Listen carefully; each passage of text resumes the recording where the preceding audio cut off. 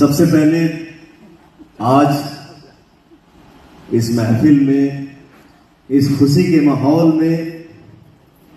हमारे भोजपुरी इंडस्ट्री से, हमारे भोजपुरी समाज से, हमारे भोजपुरी परिवार से